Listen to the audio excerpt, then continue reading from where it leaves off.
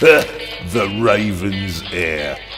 Soon as one of them's caught, another one takes his place. Hey, Harold, have you read this? Harold? Harold?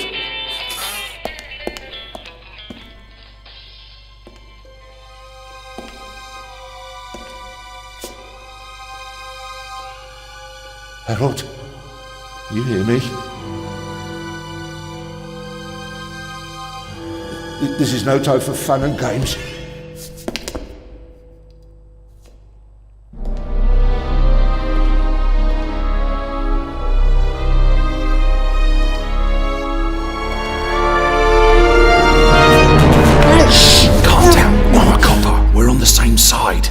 Copper, what are you doing here? And where's Harold? Harold? Well, there's another guard back there unconscious. That's probably him. The Eye of the Sphinx. Where is it? It's there. Oh, good. Then he hasn't got it yet. You mean the Raven's heir? Shh! Turn it off. He's gonna steal the eye. But how do you know? Doesn't matter. All that matters is that we catch him. Do you understand? Yeah, but... Do you understand? You and me, mate. We'll be heroes. All right, now, we just have to... What? Halt! Stop! You're under arrest!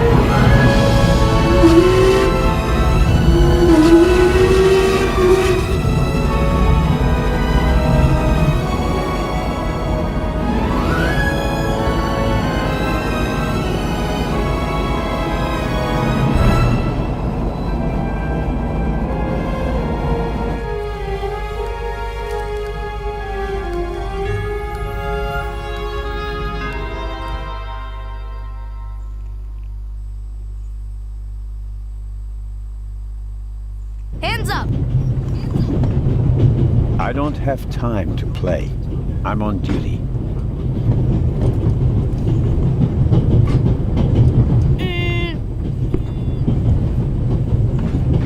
You're funny, but you don't look like a real cop. You don't even have a revolver. What's your name, boy? My name is Matthew Miller. And where are you from, Matthew Miller? From Dillsburg, Pennsylvania. But my mom and I live in England now. She's taking care of some rich old lady. We're on our way to Venice at the moment. We're taking a cruise on a big ship. Impressive. You've already seen half the world. I've spent my entire life in Switzerland. Must be really boring. And what's with the gun? What do you need it for? It's the Raven. He was gunned down, so now I need a pistol. Dead birds don't need guns. Nor do live ones. You don't know who the Raven is, do you?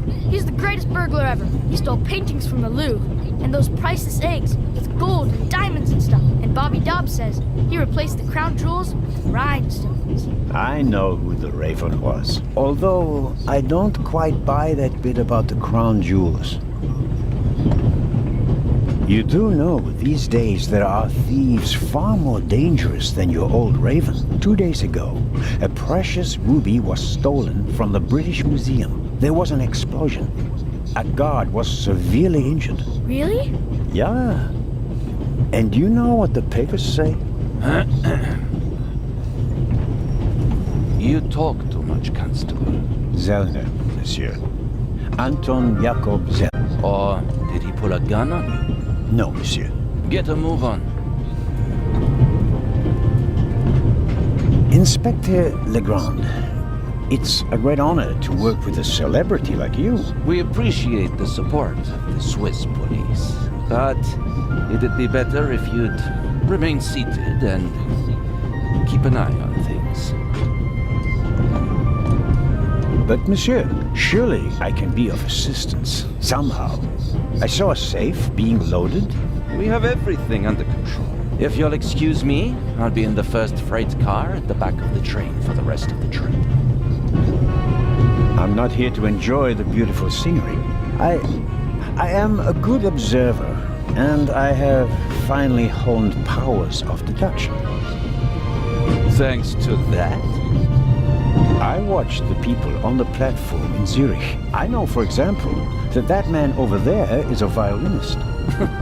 That would be more impressive if there weren't a violin case next to him. And I believe that the gentleman in the next carriage is a German doctor on his way to Italy to take up a new position. And what gives you that idea? There's the rod of Asclepius engraved on his cufflink. And he's carrying a German-Italian dictionary. Maybe he's just taking a holiday in Italy, following in Goethe's footsteps. Too much luggage. And no, he's not retiring to Italy either. The suitcases are too shabby for me to believe that he can afford to retire in his late 50s. All right then, Constable Zellner. Constable Zellner. If you're such a clever fellow, what am I doing on this train?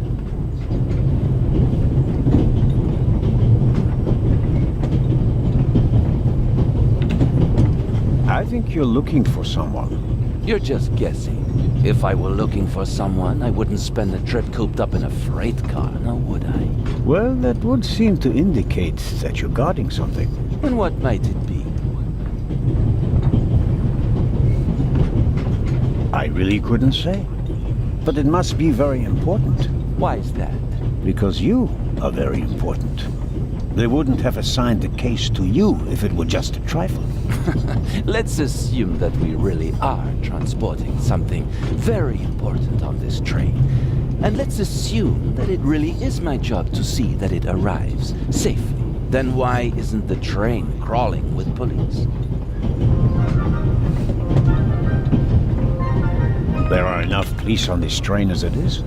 If there were more, they'd only get in each other's way. I can assure you that I'd pack every seat in every carriage of this train with police, if it were a matter of deterrence.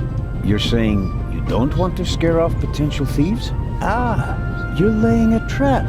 That would explain why it's just me, and not the army, n'est-ce pas? All the same, I can't comment on your speculation. Your deductive powers leave much to be desired. I think we'll get along fine without you. You won't. Won't? Pardonnez-moi. I can help, and I will help. You are in my country, and I've been ordered to assist you.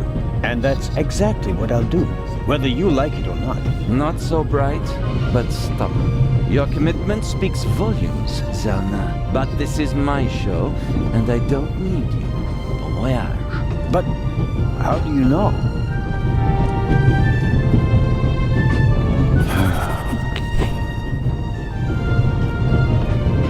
Oh, hello. You cheated. I did what? I saw you talking to the German doctor on the platform. He told you everything himself, and you were just pretending to put two and two together. And what of it? Do you know who that is? That's Inspector Nicholas Legrand. You have to impress him if you want to work with him. I'm going to tell on you. You'd really tell on me? To the very policeman who shot your dear Raven? Whoa, it was him? Mm-hmm. Hunted and killed Europe's most famous burglar. That's how he got his start. I won't tell him a thing. I wouldn't either. All right, Matthew. I have to do my work now. Everyone calls me Matt. Well, except for my mom. She calls me Matty, as if I were a little kid. Whether Legrand wants my help or not, I'll keep my eyes open. Maybe I can change his mind.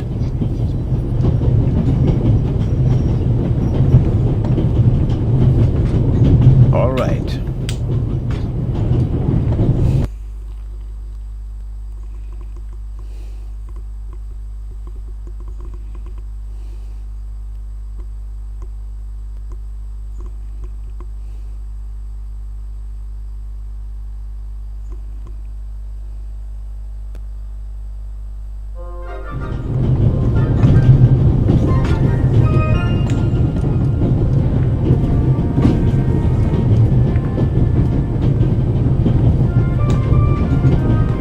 Vicarage in the Mirror, a detective novel by my favorite author, Lady Clarissa Westmacott. For years now, I've been trying to convince my theater group to stage one of her plays.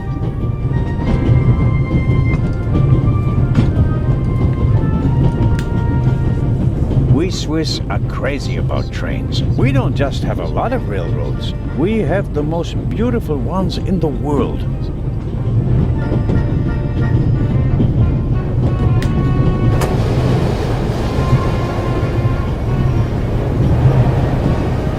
So kind as to close the window. I don't want to sit in the draught. Oh, pardon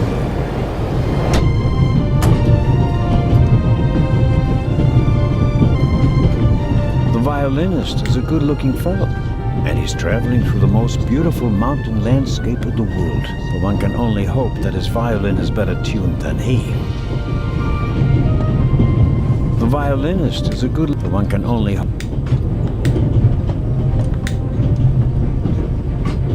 Hello, sir. Hello. Are you traveling to Istanbul non-stop? No.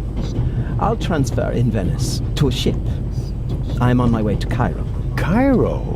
I'm performing at the reception in the Egyptian Museum there. I'm sure your recital will be a great success. But tell me, did you notice anything unusual on the train? Anything unusual? Persons acting suspiciously, for instance. For heaven's sake, is there cause for concern? Everything is in order, sir. We Swiss are just very cautious people. I understand. No, I didn't notice anything. Have a good trip. Thank you.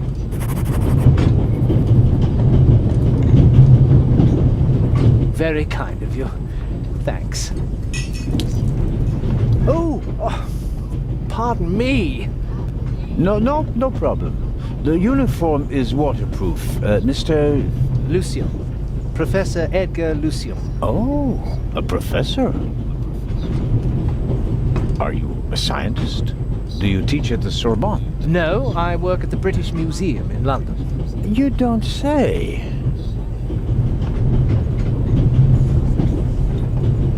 So, you were, shall we say, an eyewitness to the burglary 2 days ago? No, I wouldn't say that. Oh, no?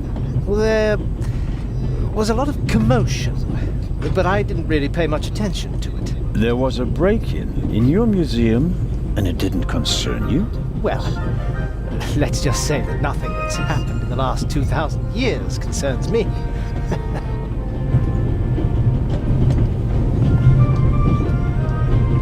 May I ask where you are going? Of course.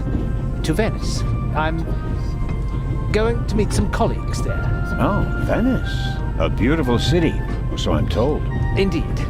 But I really have to take my leave now.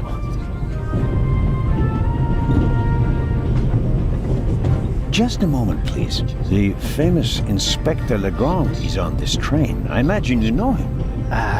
No. Should I? You don't know him? And you also don't know what he's doing here? No. Why should I? Just a thought. You're a representative of the British Museum. There's a guarded safe on the train. I'm sorry. I don't know what you're trying to imply. And now, please excuse me. Just one more thing. Did you notice anything unusual on the train? Here? On the train? No. I can't say that I have, although I did spend most of the time in my compartment. I don't want to take up any more of your valuable time, but you do understand, don't you, that what concerns me is the present, and especially the robbery at the museum. Yeah, of course, of course. It's just, I'm in rather a hurry. You'll get in touch if you notice anything unusual, won't you, Professor? Of course, Constable. What's this? What's the matter, sir? The door. I can't open it. Ah, we'll sort it out somehow. The compartment is locked. But I didn't lock it. I don't even have a key. I asked the steward. He was going to bring me one, but he never came back. Someone locked it. Find the steward. He needs to bring me the key immediately. Calm down, Professor. I'll see what I can do. You don't understand. I have to get back in my compartment. All right, just wait here. He doesn't make a very balanced impression. And he, of all people, isn't bothered by a robbery in his own museum.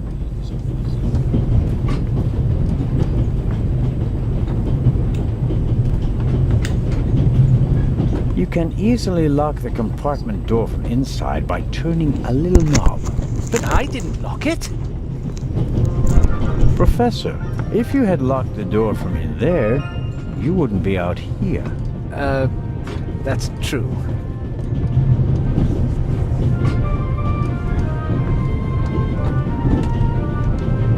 I don't believe that... It's no use. The bolt is too short to get a good grip on it.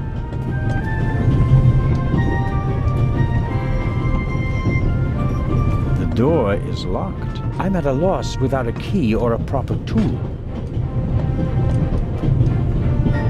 Perhaps a thoughtful conductor noticed that Professor Lucien wasn't in his compartment and locked it.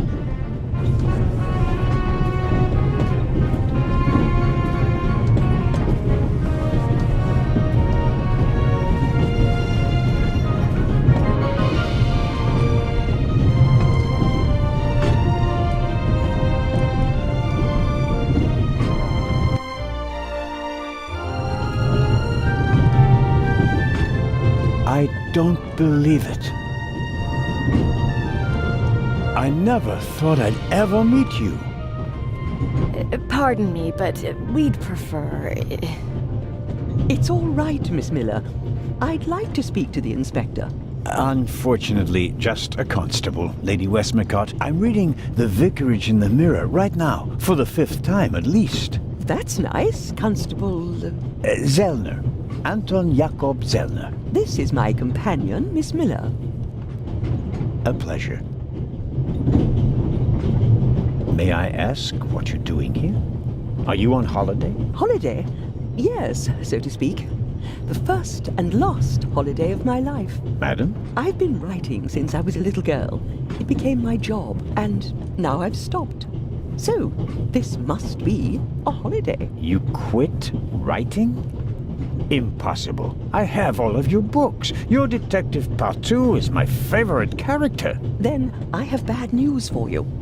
I killed the old wretch off years ago. I don't understand. I'd rather not discuss my work, Constable. Oh, well, fine. As a writer, you must be very observant. Am I right? I mean, you have to study the behavior of people around you to create the characters in your novels, don't you? I solved the mystery of human nature a long time ago, Mr. Zellner. Since then, most people just bore me. Really? I had the impression you were eyeing me suspiciously as I came in. What do you want to know, Constable?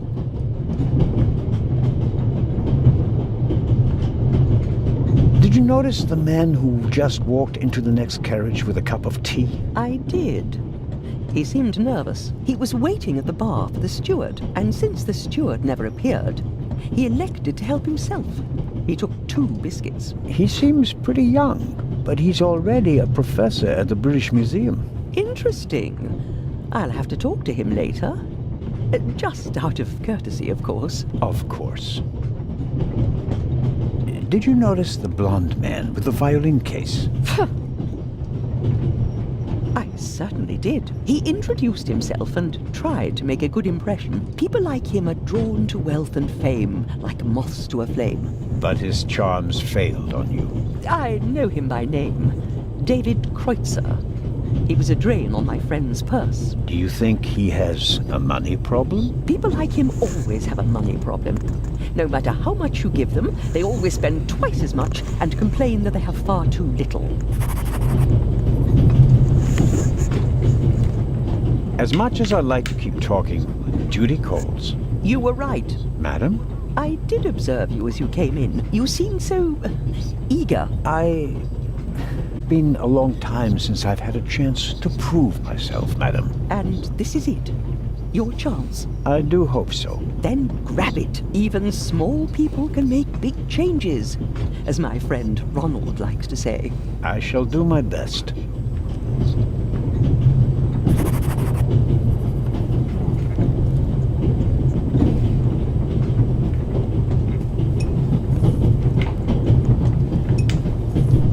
The steward must have forgotten the toothpicks. Normally he would offer them discreetly after dinner.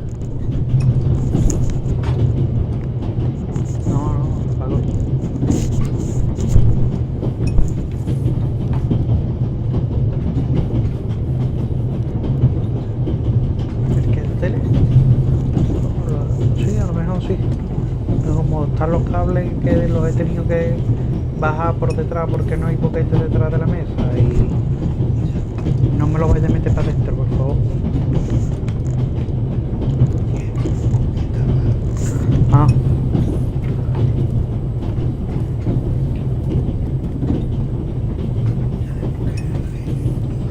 Un invento. 12.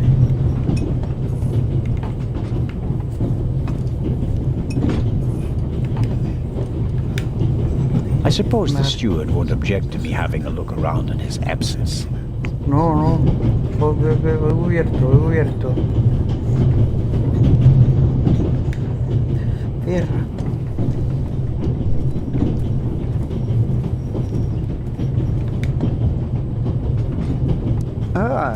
Mr. Zellner. Right. How can I help you?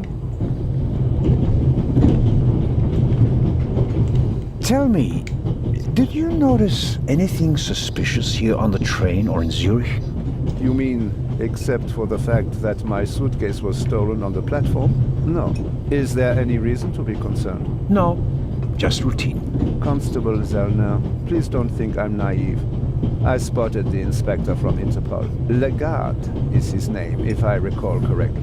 Legrand. If you say so. At the train station in Zurich, he put a cash box into the safe, and then kept close watch as it was loaded onto the train. Don't tell me that a man at his pay grade routinely tramps across the Alps just to keep an eye on cash boxes. A cash box? Like the ones you'd find in safe deposit boxes? Precisely. And I believe we both have a good idea just what's inside.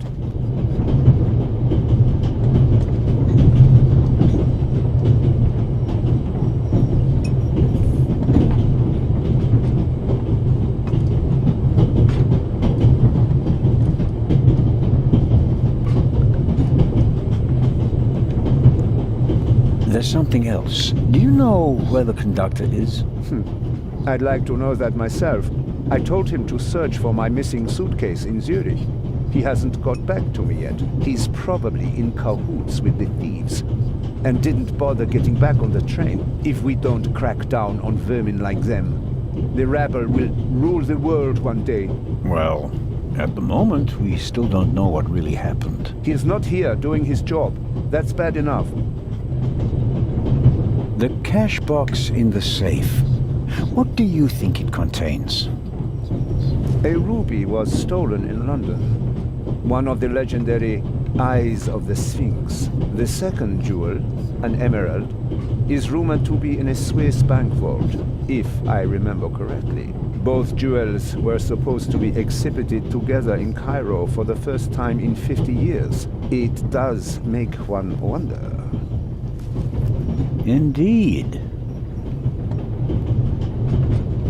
Auf Wiedersehen, Dr. Gebhardt. Goodbye, Constable. It was a pleasant chat, really.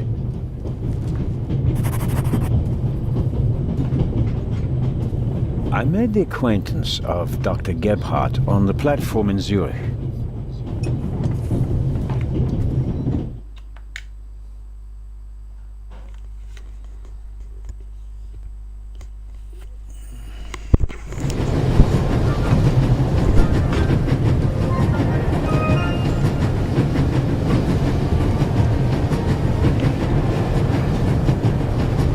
The ladder leads up to the roof. It will be suicidal to climb up there while the train is at full speed. The wind, tunnels... No, I'll stay down here.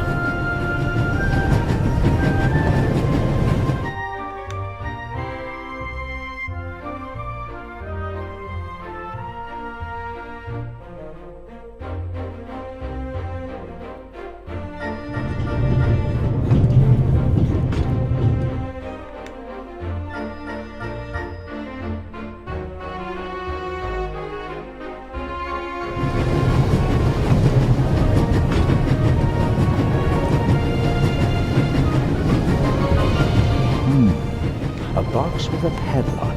I suppose it contains tools for the train's crew, maybe for coupling and uncoupling the cars. At any rate, it's positioned so that it's easier to reach from the ground than from up here.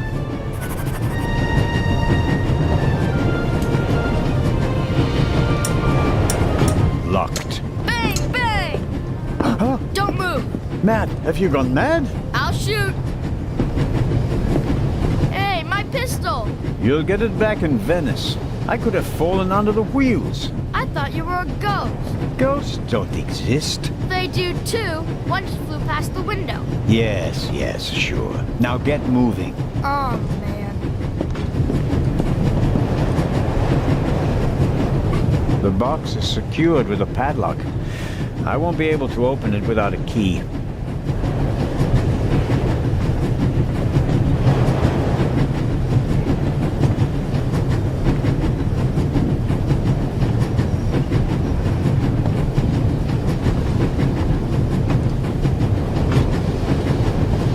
I strongly suspect that the door is locked.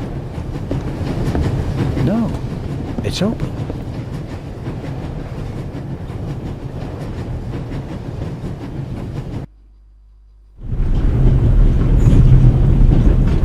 Hello? Wow. Don't move a muscle, you feathered fiend.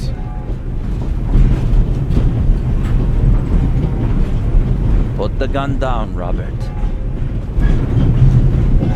If I may introduce Constable Robert Oliver from the Yard. And this is the revered Constable Zellner of the Swiss police, who obviously couldn't control his curiosity.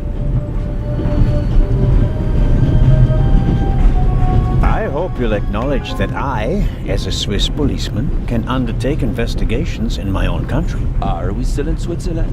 I could be your eyes on the train, as long as you're here in the freight car. Oh, really? There is a certain Professor Lucien on the train. He's an archaeologist from London. And what's his story? Well, it seems someone locked him out of his compartment. Locked him out? Well, yes. The door is locked and he's standing outside without a key. Was it locked from inside? It may have been. Do you think the locked door could be important? Professor Lucien plays an important role in this story. Well then, Constable Zellner, be my eyes and ears on the train and see that Professor Lucien gets back into his compartment. Report back to me when you're through. My pleasure, monsieur. I'll go attend to the door now. Good. And, Constable Zellner? Yes? Don't bother us unless you have something new to report. Of course. A thief might get anxious if there's too much activity in the freight car. Exactement. Knock twice. Then we'll know that it's you. Understood.